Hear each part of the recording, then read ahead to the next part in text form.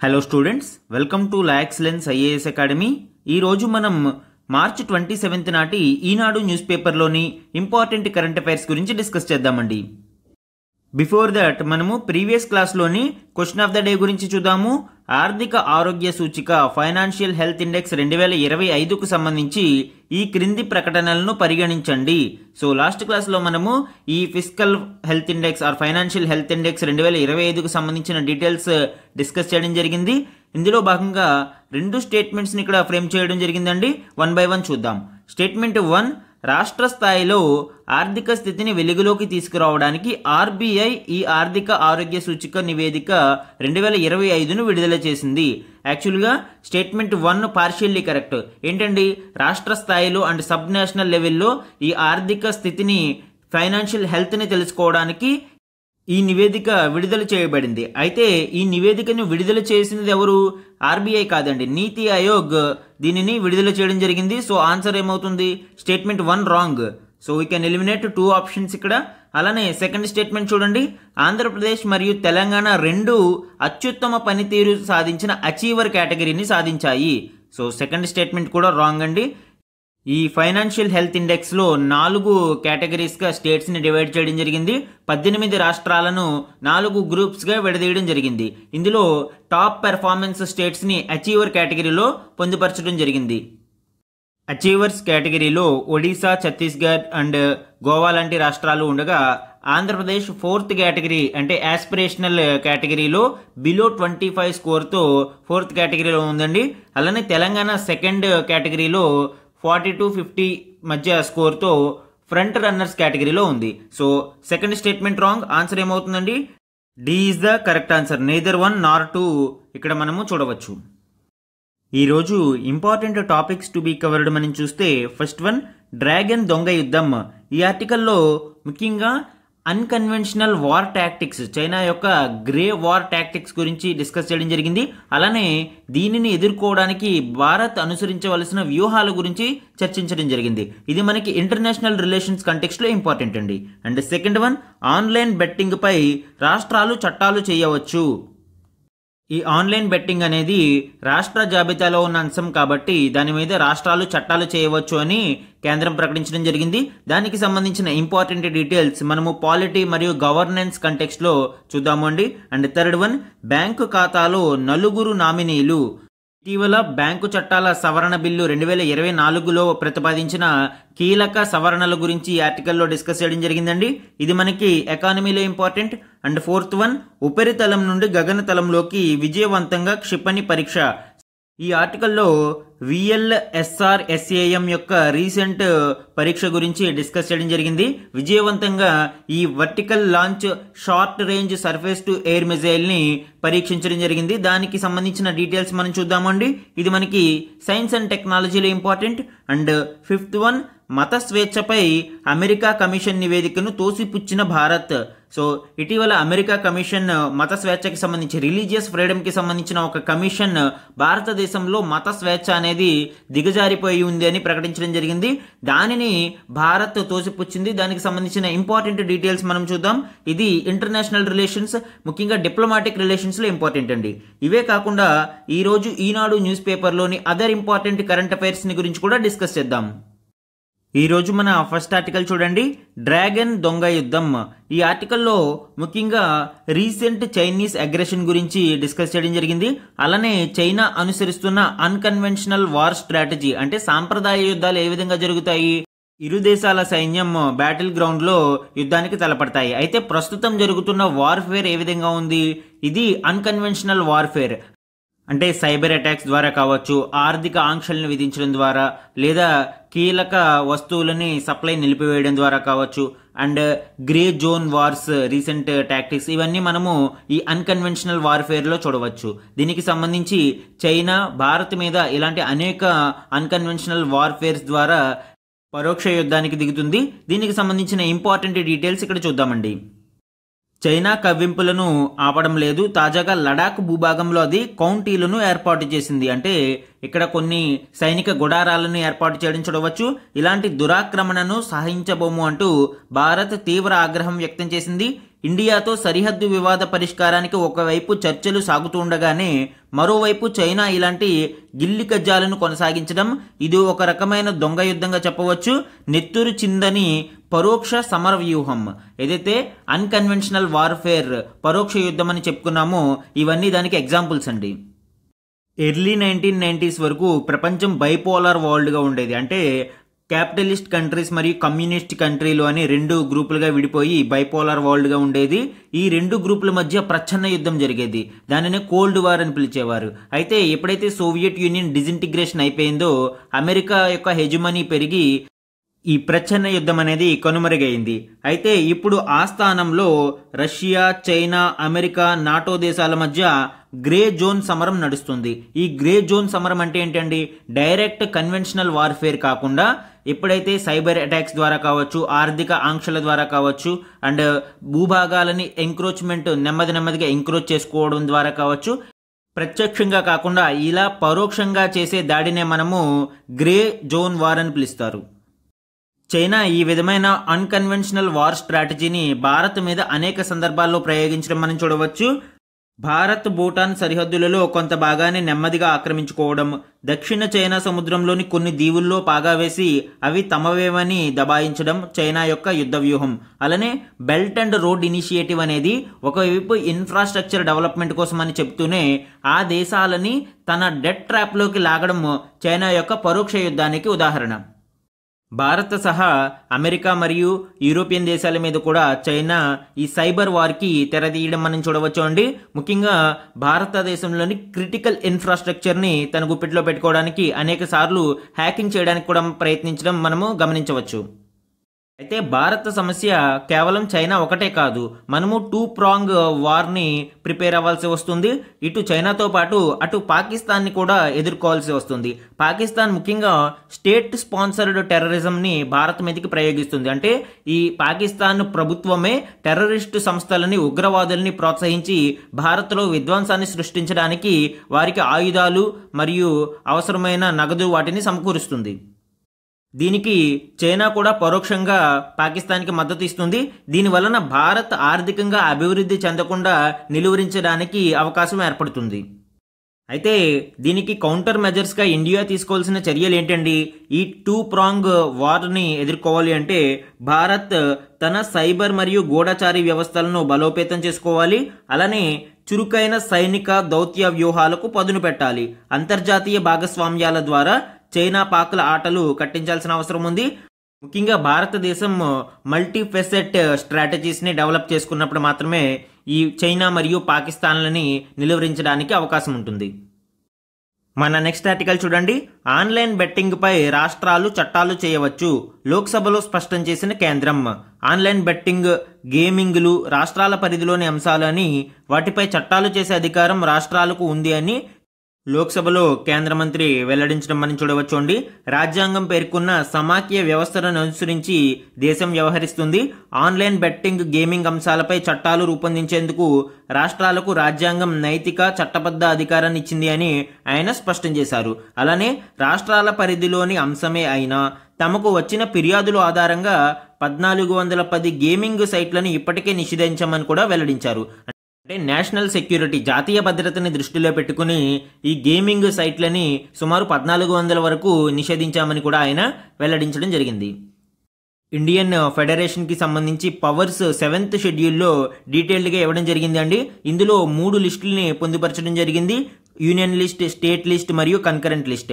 అంటే కేంద్ర జాబితా. ఈ కేంద్ర జాబితాలో అంశాల మీద చట్టాలు చేసే అధికారం కేవలం కేంద్రానికే ఉంటుంది.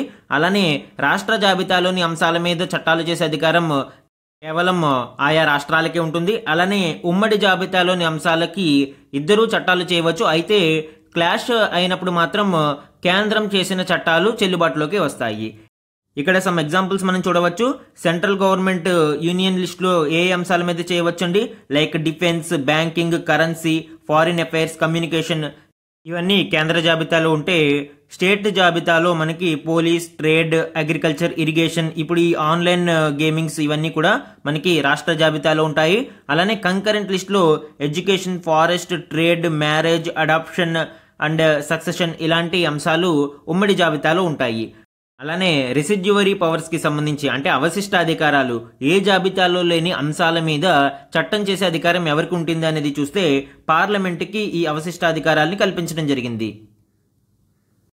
మన నెక్స్ట్ ఆర్టికల్ చూడండి. బ్యాంకు ఖాతాలో నలుగురు నామినీలు, బ్యాంకింగ్ చట్టాల సవరణ బిల్లుకు పార్లమెంటు ఆమోదం. బ్యాంకింగ్ చట్టాలలోని రీసెంట్ చేంజెస్ గురించి ఈ ఆర్టికల్లో మెన్షన్ చేయడం జరిగిందండి. దానికి సంబంధించిన ఇంపార్టెంట్ డీటెయిల్స్ ఇక్కడ చూద్దాం. బ్యాంకు ఖాతాదారులు ఒక్కో ఖాతాకు నలుగురు వరకు నామినీలను నియమించుకునేందుకు అవకాశం కల్పించే బ్యాంకింగ్ చట్టాల సవరణ బిల్లు 2024ను పార్లమెంటు ఆమోదించింది. ఈ బిల్లును గత డిసెంబర్లో లోక్సభ ఆమోదించగా రాజ్యసభ బుధవారం ఆమోదం తెలిపింది. నగదు డిపాజిట్లు, ఫిక్స్డ్ డిపాజిట్ల సమయంలోనే నామినేషన్ వివరాలను తెలియజేయాల్సి ఉంటుంది. అండ్ నెక్స్ట్ వన్ చూడండి. సబ్స్టాన్షియల్ ఇంటరెస్ట్ పరిమితి పెంపు.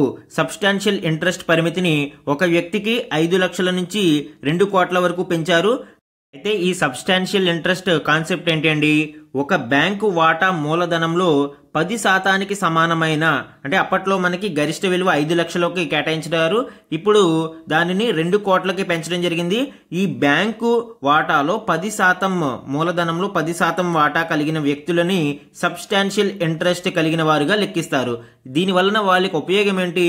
వాళ్ళకి రుణాల మంజూరులో కొన్ని అదనపు నిబంధనలు ఉంటాయి. ప్రస్తుత విలువను పరిగణలోకి తీసుకుని ఈ మొత్తాన్ని ఇప్పుడు 5 లక్షల నుంచి 2 కోట్లకి పెంచడం జరిగింది.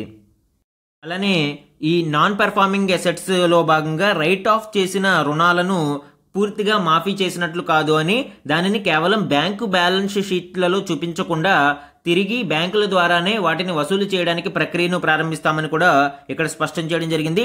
అలానే ఇక్కడ ఇంకొక పాయింట్ మెన్షన్ చేసి లేదు అండి. కోఆపరేటివ్ బ్యాంక్ డైరెక్టర్స్ యొక్క పదవీ కాలాన్ని 8 నుంచి 10 సంవత్సరాలకి పెంచడం జరిగింది ఈ బ్యాంకింగ్ చట్టాల సవరణలలో భాగంగా. మన నెక్స్ట్ ఆర్టికల్ చూడండి. ఉపరితలం నుంచి గగనతలంలోకి విజయవంతంగా క్షిపణి పరీక్ష. స్వదేశీ పరిజ్ఞానంతో అభివృద్ధి చేసిన ఉపరితలం నుంచి గగనతలంలోని లక్ష్యాలను ఛేదించే స్వల్ప శ్రేణి క్షిపణి VLSRSAM అంటే vertical launch short range surface to air మిజైల్ని బుధవారం మన దేశం విజయవంతంగా పరీక్షించింది. రక్షణ పరిశోధన అభివృద్ధి సంస్థ DRDO, భారత నౌకాదళం సంయుక్తంగా ఈ పరీక్షను నిర్వహించాయి. ఉపరితలంపై ఉండే నిట్ట నిలువు ప్రయోగ సాధనం నుంచి ఈ క్షిపణిని ప్రయోగించగా అత్యంత వేగంతో ఆకాశంలో దూసుకుపోతున్న లక్ష్యాన్ని ఖచ్చితత్వంతో నాశనం చేసింది అని రక్షణ శాఖ వెల్లడించింది. సో మనము ఈ వర్టికల్ లాంచ్ ఏ విధంగా జరుగుతుంది, అలానే షార్ట్ రేంజ్ ఇక్కడ చూడాలి, and surface to air missile అనేది ఇక్కడ మనం గమనించాలి. దీనిని ముఖ్యంగా నౌకాదళంలో ఇంటిగ్రేట్ చేయడం కోసం తీసుకురావడం జరిగిందండి. దీని యొక్క ఫీచర్స్ చూస్తే it is designed for neutralising various air Born threats at close ranges including air craft, helicopters, drones and incoming missiles. అంటే మన దేశ గగనతలంలోకి ప్రవేశించే air crafts, helicopters, missiles, drones ఇలాంటి వాటిని న్యూట్రలైజ్ చేయడం కోసం ఈ క్షిపణి ఉపయోగపడుతుంది. ప్రెసిషన్ టార్గెటింగ్ కోసం దీనిలో అడ్వాన్స్డ్ గైడెన్స్ సిస్టమ్స్ ని ఉపయోగించడం మరియు కటింగ్ ఎడ్జ్ టెక్నాలజీస్ ని ఉపయోగించడం జరిగింది. దీని యొక్క వెయిట్ వచ్చి around 170 kgs and solid propellant తో ఇది రన్ అవుతుందండి. అలానే మాక్సిమం స్పీడ్ వచ్చి 4.5 Mach and the weapon system can reach an altitude of 16 kilometers. So దీని యొక్క వెపన్స్ మనకి 16 కిలోమీటర్ల ఎత్తు వరకు చేరుకోగలిగే కెపాసిటీని కలిగి ఉన్నాయి. మన నెక్స్ట్ ఆర్టికల్ చూడండి. మత స్వేచ్ఛపై అమెరికా కమిషన్ నివేదికను తోసిపుచ్చిన భారత్. సో ఇటీవల భారత్లో మత స్వేచ్ఛ మరింత దిగజారుతుంది అని, మతపరమైన మైనారిటీలపై దాడులు, వారి పట్ల వివక్ష పెరుగుతూ వస్తున్నాయి అని పేర్కొంటూ అమెరికా అంతర్జాతీయ మత స్వేచ్ఛ కమిషన్ విడుదల చేసిన 2025 సంవత్సర నివేదికను భారతదేశం తోసిపుచ్చింది. భారత్ 140 కోట్ల ప్రజానీకానికి నివాస స్థానం. మానవాళికి తెలిసిన అన్ని మతాలు పాటించేవారు ఇక్కడ ఉన్నారు. భారత్లో విభిన్న వర్గాల శాంతియుత సహజీవనాన్ని USCIRF అర్థం చేసుకుంటుంది అని అనుకోవడం లేదు అని విదేశాంగ శాఖ అధికార ప్రతినిధి రణధీర్ జైస్వాల్ స్పష్టం చేశారు. ముఖ్యంగా ఈ నివేదికలో భారతదేశం యొక్క రా సంస్థ మీద నిషేధం విధించాలని పేర్కొనడం చూడవచ్చు. ఖలిస్తానీ వేర్పాటువాది గుర్పత్వంత్ సింగ్ పన్నుని అమెరికా గడ్డపై హతమార్చేందుకు రా కుట్ర పన్నింది అని అక్కడి ప్రభుత్వం ఆరోపిస్తుంది. అయితే వీటిని బేస్లెస్ ఎలిగేషన్స్గా భారతదేశం తిప్పికొట్టడం మనం చూడవచ్చండి. మన నెక్స్ట్ ఆర్టికల్ చూడండి. కొవ్వాడ అణు విద్యుత్ కేంద్రానికి ఇప్పటి వరకు 1382 కోట్ల మంజూరు. ఆంధ్రప్రదేశ్లోని కొవ్వాడ అణు విద్యుత్ కేంద్రం కోసం ఇప్పటి వరకు 1382.93 కోట్లు మంజూరు చేసినట్లు ప్రధానమంత్రి కార్యాలయ సహాయ మంత్రి తెలిపారు. ఇందులో 170 కోట్లు ఈ ప్రాజెక్టు ముందస్తు కార్యకలాపాల కోసం, భూసేకరణ సహాయ పునరావాస ప్యాకేజీ కోసం మరొక 1212.93 కేటాయించినట్లు తెలిపారు. భారతదేశం న్యూక్లియర్ ఎనర్జీని మరింత ఎన్హాన్స్ చేయడం కోసం ప్రయత్నిస్తుంది అండి. ముఖ్యంగా భవిష్యత్తులో భారతదేశం న్యూక్లియర్ ఎనర్జీని మరింత ముందుకు తీసుకువెళ్లే ఉద్దేశంతో అనేక నూతన ప్రాజెక్టుల నిర్మాణానికి ప్రతిపాదనలను మరియు పెట్టుబడులను పెట్టడం చూడవచ్చు. అయితే ఇందులో భాగంగా శ్రీకాకుళం జిల్లాలోని రణస్థలి మండలంలో కొవ్వాడ గ్రామంలో 6 అణు విద్యుత్ కేంద్రాల నిర్మాణానికి కేంద్ర ప్రభుత్వం ఆమోదించింది.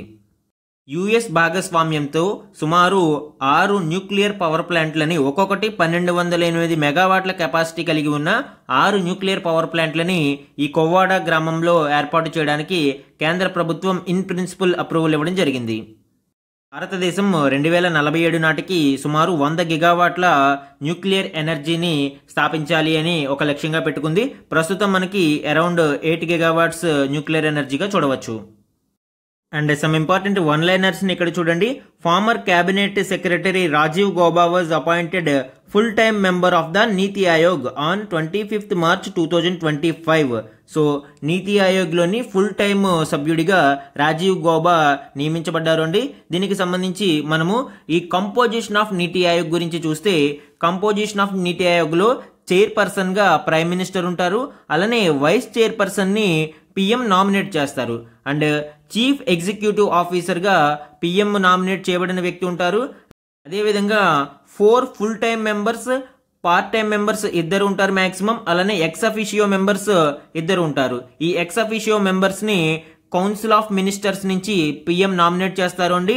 అలానే part time members maximum 2 persons relevant institutions నుంచి తీసుకోవడం జరుగుతుంది. ఫుల్ టైమ్ మెంబర్స్ని కూడా ప్రైమ్ మినిస్టర్ అపాయింట్ చేస్తారు అండి. అలానే ఇందులో గవర్నింగ్ కౌన్సిల్ అని ఉంటుంది. చీఫ్ మినిస్టర్స్ మరియు లెఫ్టినెంట్ గవర్నర్స్ ఆఫ్ యూనియన్ టెరిటరీస్తో కూడిన గవర్నింగ్ కౌన్సిల్. అలానే regional councils formed on need basis, అంటే అవసరం దృష్ట్యా ఏదైతే ఒక సబ్జెక్ట్కి సంబంధించిన అవసరం దృష్ట్యా రీజనల్ కౌన్సిల్స్ని ఏర్పాటు చేస్తారు. ఇందులో chief ministers and lieutenant governors of union territories of that particular region, ఆ ప్రాంతానికి సంబంధించిన, ఆ రాష్ట్రాలకు సంబంధించిన వాళ్ళు ఉంటారు. అలానే స్పెషల్ ఇన్వైటీస్ని కూడా టైం టు టైం ఇన్వైట్ చేయడం జరుగుతుంది. And next important one liner చూడండి.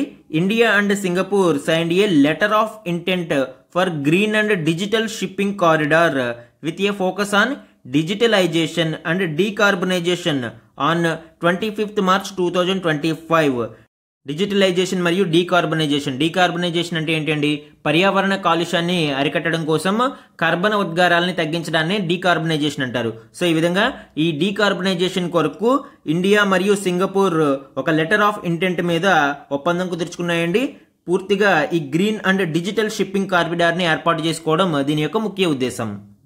And some more important one లైనర్స్ని చూస్తే 2024కి ప్రతిష్టాత్మక ఐసీసీ పురుషుల test cricketer of the year పురస్కారాన్ని ఎవరు గెలుచుకున్నారు? Answer Jasprit Bumrah. One day cricketer of the year అవార్డుని ఆఫ్ఘనిస్తాన్ జట్టు ఆల్రౌండర్ అజ్మతుల్లా ఒమర్జాయ్ గెలుచుకున్నారు. ఐసీసీ మహిళా one day cricketer of the year పురస్కారాన్ని స్మృతి మందన గెలుచుకున్నారు. సో ఇవన్నీ మనకి పర్సనల్ న్యూస్లో ఇంపార్టెంట్ అండి. And next one, international day of clean ఎనర్జీని ఏ రోజున నిర్వహిస్తారు? జనవరి 26న మనం అంతర్జాతీయ పరిశుభ్ర శక్తి దినోత్సవాన్ని నిర్వహించుకుంటాము. అండ్ నెక్స్ట్ వన్, భారత గణతంత్ర దినోత్సవం 2025కి ముఖ్య అతిథిగా ఎవరు హాజరయ్యారు? ఆన్సర్ ఇండోనేషియా అధ్యక్షుడు ప్రబోవో సుబియాంతో. సో ఇండోనేషియాకి సంబంధించి మనకి సమ్ హిస్టారికల్ కనెక్షన్ కూడా ఉంది అండి. ఇండోనేషియా మొదటి అధ్యక్షుడు డాక్టర్ సుకర్నో 1950లో భారత తొలి గణతంత్ర వేడుకలకు ముఖ్య అతిథిగా హాజరయ్యారు. ఈరోజు మన క్వశ్చన్ ఆఫ్ ద డే గురించి చూడండి. Which of the following items were transferred from state list to concurrent list by 42nd constitutional amendment act 42వ రాజ్యాంగ సవరణ చట్టం ద్వారా కింది వాటిలో ఏ అంశాలను రాష్ట్ర జాబితా నుంచి ఉమ్మడి జాబితాకు బదిలీ చేశారు? సో ఈరోజు మనము ఈ ఫెడరల్ సిస్టమ్ గురించి అలానే 7th షెడ్యూల్లోని 3 లిస్టుల గురించి డిస్కస్ చేయడం జరిగిందండి. ఆ కంటెక్స్ట్లో ఈ క్వశ్చన్ని ఫ్రేమ్ చేశాను. దీనికి సంబంధించి కరెక్ట్ ఆన్సర్ని కమెంట్ సెక్షన్లో కామెంట్ చేయండి. ఇవి ఈరోజు ఈనాడు న్యూస్ పేపర్లోని ఇంపార్టెంట్ కరెంట్ అఫైర్స్ మీద డైలీ అనాలిసిస్ అండి. Thank you for watching.